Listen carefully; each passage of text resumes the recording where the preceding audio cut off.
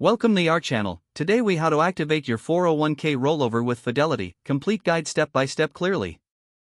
Begin by gathering the necessary information from your current 401k plan. This includes account numbers and any related documentation. Next, create a Fidelity account if you don't already have one. Visit the Fidelity website and click on Open an account. Follow the prompts to provide your personal information and set up your account. Once your account is created, log in to your Fidelity account. Navigate to the Retirement Accounts section in the main menu. Select the option for 401k rollover from the drop-down list. Review the information on the rollover process provided by Fidelity. Contact your previous employer's benefits administrator to request a distribution from your current 401k. Choose the type of rollover you want, whether it is a direct rollover or indirect rollover.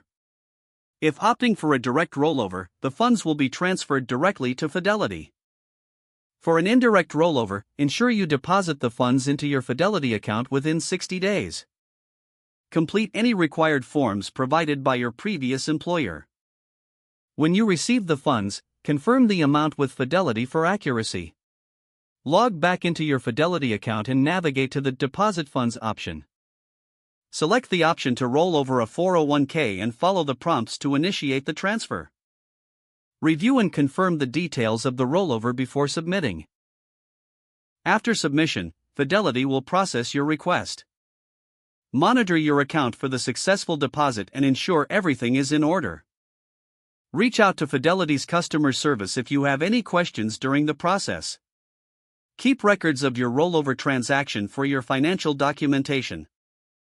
Congratulations, you have successfully activated your 401k rollover with Fidelity.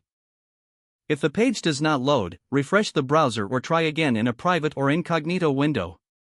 Make sure you are using the correct email address, then retype it carefully to avoid small typos. If your password is not accepted, use the reset option and create a new strong password you can remember. Check your spam folder for verification or security emails, then complete any requested confirmation steps. Enable two-factor authentication if available to improve account security and reduce unauthorized access risk. After signing in, review your profile details so your contact information and settings are accurate and current. Don't forget to like this video and subscribe to our channel for more step-by-step tech guides.